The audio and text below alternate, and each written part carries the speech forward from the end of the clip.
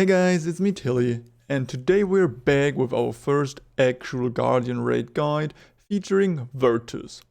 So you survived the tutorial Guardians and got to Vertus. Your ego is probably pretty high at this point since you just pretty much bullied the first 3 raids, but you will be in for a surprise on this one. I personally describe him as some kind of noob filter, and trust me, I don't mean that in any offensive way, because I myself have died countless of times to him. What I am saying, however, is that Vertus just hits different, like literally, compared to any other previous Guardian, while also being a lot tougher to take down than anyone before him. I would actually not suggest you to go into this boss by yourself right as you unlock him on item level 420, because you will be in for a bad time if everyone else in your party does the same, like without knowing the boss and just barely meeting the requirements. It's actually really hard to kill him, like having the damage, surviving long enough to even get there. So it is not a tragedy to keep farming Icy Ligoros for some time, just to make sure you're ready to face off Vertus. However, I'm also here to help you prepare, so let's get started. As for your battle items, you want some flares to drag him down, since he likes switching areas, like a lot. HP potions to heal up any damage you might take, and trust me, you will need them. Whirlwind grenades to stagger him to save your allies, I will explain that in a second. And for your last slot, take destruction bombs if you're an absolute Chad. Again, I will also explain that in just a moment. Before I get started with his actual moves, quick reminder that he can be countered during his charge, where he glows up blue, just for you to deal some extra damage while he is stunned. Also be advised how I won't cover every single attack Vertus does, however I want to mention how he just utilizes his tail a lot. Like, a lot. Standing behind him pretty much comes with high risk of not just taking a lot of damage, but also being stunned up, which again makes it impossible for you to dodge even more threatening moves later down the road. However, standing right in front of him is not to be advised either, since he has plenty of dangerous moves in that area as well. The sweet spot I like to be at is pretty much right next to him, just slightly behind his arms, legs, I don't know, like this spot right here, since it gives you the ability to dodge pretty much every attack he does. As for your melee friends out there, yes, it is as bad as it sounds. This boss is no joke, and I would highly suggest you to pick your openings carefully. Wait for him to do an attack you know, go in with a short combo, and back off before he starts his next attack. You need to play it slowly, because if you go reckless right out the gate, you will just die. There is, however, one move I want to cover in detail. It will get you killed if your teammates don't know about it, so make sure to always spam the link to this video in party chat right as you load into the battle. And the move that we talk about is the grab attack. He does that pretty frequently, and it can be a bit tough to dodge.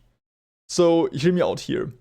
If you are grabbed, you're not 100% dead, because you might have enough gear to just survive the impact, but if you run this raid right as you unlock it, well, I hope you brought some Phoenix feathers, because this attack stings like crazy. Lucky for you, the damage you take from this attack, like the final blow that pretty much almost always one-shots you, can be avoided if your party applies enough stagger damage to the boss. It's best done by using your trusty neighbor, the Whirlwind Grenade. He will simply let you go if the invisible stagger bar is depleted, and you will then also have some time to just DPS him for free during the stun. Now let's talk about his different phases. His regular one is not actually worth mentioning because it's just him in his purest form. However, he does like to transition into his enraged self quite often, which will let him deal just more damage, and it's indicated by the roar during which he whirls up a bunch of snow and his body starts glowing red. It is also during this phase that you could make use of the destruction bombs to cut off his tail. In order to do that, spam him with stagger abilities, and I mean it. Spam them.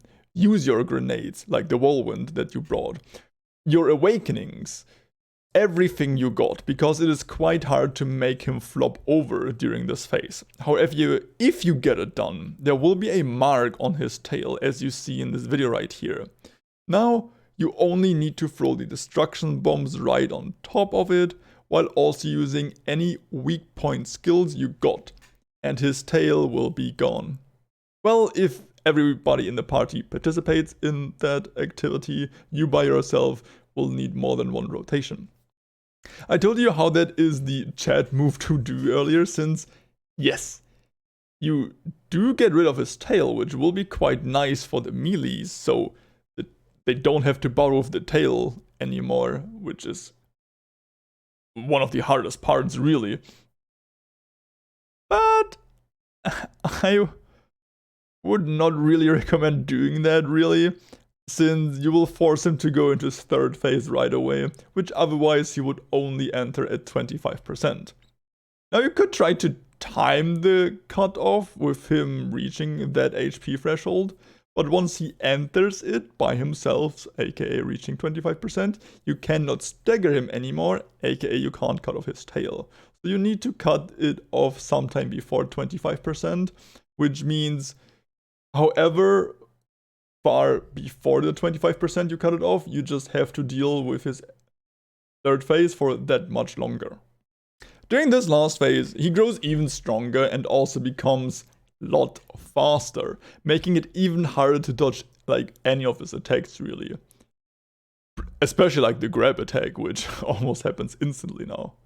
I guess you understand why cutting off his tail right as you encounter him might not be the greatest idea, but hey, I'm not shaming any of your kings if that's what you're into. You now know how to get it.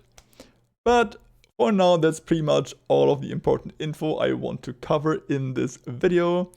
Thank you so much for watching, and don't forget to subscribe to the channel and leave a like on this video if you enjoyed it.